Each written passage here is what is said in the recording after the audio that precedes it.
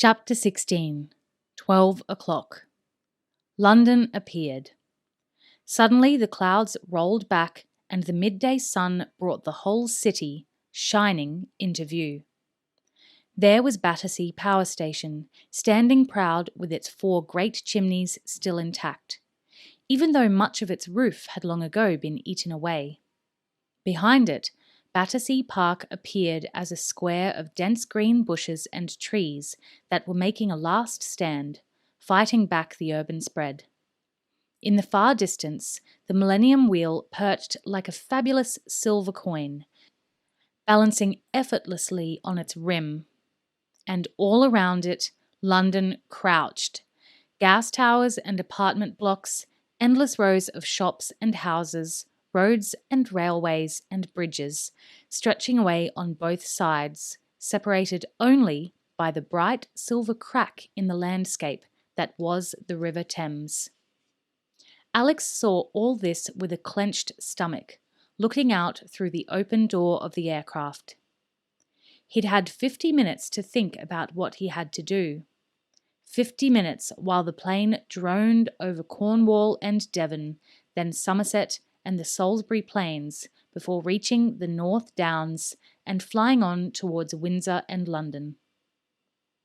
When he had got into the plane, Alex had intended to use its radio to call the police or anyone else who might be listening. But seeing Mr. Grin at the controls had changed all that. He remembered how fast the man had been, both outside his bedroom and throwing the knife when Alex was handcuffed to the chair. He knew he was safe enough in the cargo area, with Mr. Grin strapped into the pilot's seat at the front of the plane. But he didn't dare get any closer. Even with the gun, it would be too dangerous. He had thought of forcing Mr. Grin to land the plane at Heathrow. The radio had started squawking the moment they'd entered London airspace and had only stopped when Mr. Grin turned it off. But that would never have worked. By the time they'd reached the airport, touched down, and coasted to a halt, it would have been far too late. And then, sitting hunched up in the cargo area, Alex had recognized the 2 bundles lying on the floor next to him. They had told him exactly what he had to do. "Mr. Grin said. He twisted round in his seat, and for the last time, Alex saw the hideous smile that the circus knife had torn through his cheeks. "Thanks for the ride," Alex said, and jumped out of the open door. The bundles were parachutes. Alex had checked them out and strapped one onto his back when they were still over Reading. He was glad that he'd spent a day on parachute training with the SAS, although this flight had been even worse than the one he'd endured over the Welsh valleys. This time there was no static line. There was no one to reassure him that his parachute was properly packed. If he could have thought of any other way to reach the Science Museum in the 7 minutes he had left, he would have taken it. There was no other way. He knew that. So he had jumped. Once he was over the threshold, it wasn't so bad. There was a moment of dizzying confusion as the wind hit him once again. He closed his eyes and forced himself to count to 3. Pull too early, and the parachute might snag on the plane's tail. Even so, his hand was clenched, and he had barely muttered the word 3 before he was pulling with all his strength. The parachute blossomed open above him, and he was jerked back upwards, the harness cutting into his armpits and sides. They had been flying at 4,000 feet. When Alex opened his eyes, he was surprised by his sense of calm. He was dangling in the air underneath a comforting canopy of white silk. He felt as if he wasn't moving at all. Now that he had left the plane, the city seemed even more distant and unreal. It was just him, the sky, and London. He was almost enjoying himself. And then he heard the plane coming back. It was already a couple of kilometres away, But even as he watched, he saw it bank steeply to the right, making a sharp turn. The engines rose and then it levelled out. It was heading straight back towards him. Mr. Grin wasn't going to let him get away so easily. As the plane drew closer and closer, he could almost see the man's never-ending smile behind the window of the cockpit. Mr. Grin intended to steer the plane right into him, to cut him to shreds in midair. But Alex had been expecting it. He reached down and took out the Nintendo. This time there was no game cartridge in it, but while he had been on the plane, he had taken out Bomber Boy and slid it across the floor. That was where it was now, just behind Mr. Grin's seat. He pressed the start button 3 times. Inside the plane, the cartridge exploded, releasing a cloud of acrid yellow smoke. The smoke billowed out through the hold, curling against the windows, trailing out of the open door. Mr. Grin vanished, completely surrounded by smoke. The plane wobbled and then plunged down. Alex watched the plane dive. He could imagine Mr. Grin blinded, fighting for control. The plane began to twist, slowly at first, then faster and faster. The engines whined. Now it was heading straight for the ground, howling through the sky. Yellow smoke trailed in its wake. At the last minute, Mr. Grin managed to bring the nose up again, but it was much too late. The plane smashed into what looked like a deserted piece of dockland near the river and disappeared in a ball of flame. Alex looked at his watch. 3 minutes to 12. He was still 1,000 feet in the air, and unless he landed on the very doorstep of the Science Museum, he wasn't going to make it. Grabbing hold of the cords, using them to steer himself, he tried to work out the fastest way down. Inside the East Hall of the Science Museum, Herod Sale was coming to the end of his speech. The entire chamber had been transformed for the great moment when the Stormbreakers would be brought online. The room was caught between old and new, between stone colonnades and stainless steel floors, between the very latest in high-tech and old curiosities from the Industrial Revolution. A podium had been set up in the centre for sale. The Prime Minister, the Press Secretary, and the Minister of State for Education. In front of it were 12 rows of chairs for journalists, teachers, invited friends. Alan Blunt was in the front row, as emotionless as ever. Mrs. Jones, dressed in black with a large brooch on her lapel, was next to him. On either side of the hall, television towers had been constructed, with cameras focusing in on Sale as he spoke. The speech was being broadcast live to schools throughout the country, and it would also be shown on the evening news. The hall was packed with another 200 or 300 people standing on first and second floor galleries, looking down on the podium from all sides. As Sale spoke, tape recorders turned and cameras flashed. Never before had a private individual made so generous a gift to the nation. This was an event, history in the making. It is the Prime Minister, and the Prime Minister alone, who is responsible for what is about to happen, Sale was saying. And I hope that tonight, when he reflects on what has happened today throughout this country, he will remember our days together at school and everything he did at that time. I think tonight the country will know him for the man he is. One thing is sure, this is a day you will never forget. He bowed. There was a scatter of applause. The Prime Minister glanced at his press secretary, puzzled. The press secretary shrugged with barely concealed rudeness. The Prime Minister took his place in front of the microphone. I'm not quite sure how to respond to that, he joked, and all the journalists laughed. The government had such a large majority that they knew it was in their best interests to laugh at the Prime Minister's jokes. "I'm glad Mr. Sale has such happy memories of our school days together, and I'm glad that the two of us, together, today, can make such a vital difference to our schools." Herod Sale pointed at a table slightly to one side of the podium.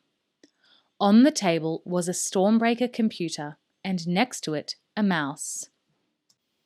"This is the master control," he said.